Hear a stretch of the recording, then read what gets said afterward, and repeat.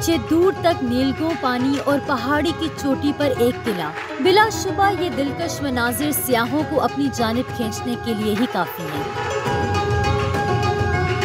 यूँ तो सरजमीने पाकिस्तान में दौरे कदीम की तामीरात के कई शाहकार मौजूद हैं, और अगर बात की जाए गए वक्तों में तामीर किए जाने वाले किलों की तो उनकी तादाद भी पाकिस्तान में खासी है। शाही किला लाहौर का नाम तो आप सबने सुन रखा होगा और ज्यादातर लोग यहाँ की सैर से भी लुत्फानंदोज हुए होंगे। मगर क्या आप जानते हैं कि पाकिस्तान में एक किले ऐसे भी हैं जो हमवार जमीन या सहरा में नहीं बल्कि ऐन दरिया में पहाड़ की चोटी पर है। ऐसे ही एक किले की आज आपको सैर कराएंगे।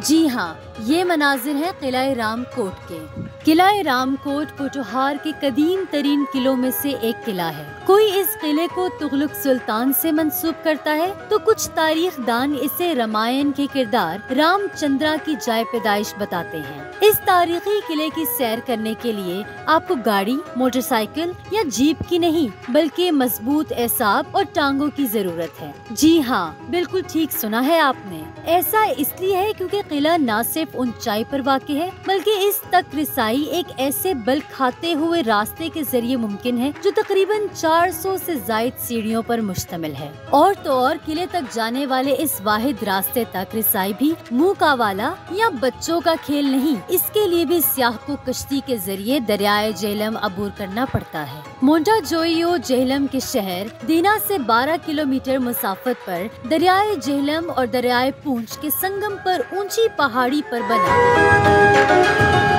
रामकोट का किला पोठोहार के कदीम तरीन किलों में से एक है। इस पर लगी तख्ती बताती है कि ये किला तुगलक सुल्तान गयासुद्दीन ने बनवाया, लेकिन कुछ तारीखदान कहते हैं ये किला रामायण के किरदार रामचंद्रा की जाय पैदाइश है और रामचंद्रा के नाम की वजह से ही इसे किला रामकोट कहा जाता है। इस किला को दीना, डडियाल और मीरपुर से 3 रास्ते जाते हैं। ताहम पहले कश्ती के जरिए इस पहाड़ी तक पहुंचा जाता है, फिर अमूदी पहाड़ी पर करीब करीब कोई 440 सीढ़ियां किले तक ले जाती हैं। पहाड़ी पर चढ़ाई चढ़ते ही किले की आली शान इमारत हैरान करना शुरू कर देती है। नीचे दूर तक नीलगों पानी और पहाड़ी की चोटी पर एक किला। बिलाशुबा ये दिलकश मनाजिर सियाहों को अपनी जानिब खींचने के लिए ही काफी हैं। किले के अंदर दाखिल होते ही सामने मैदान में 2 बड़े तालाब नजर आते हैं। इन तालाबों के दरमियान चंद कमरे भी हैं जिनकी छतें गिर चुकी हैं, मगर दीवारें मौजूद हैं जो अहदे रफ्ता की तामीर का पता देती हैं। तालाब के सामने शुमाल की जानिब दारोगा की रिहाइशगाह है जहां पहुंचने के लिए सीढ़ियां बनी हुई हैं। यहाँ दोनों तरफ कमरे हैं जिनके दरमियान में एक वसी बरामदा है। अलबत्ता बाकी कमरों की तरह इसकी भी छत मौजूद नहीं। किले की फैसल के साथ ढलवान है जिसे गालिबन तोपों को ऊपर ले जाने के लिए इस्तेमाल किया जाता था।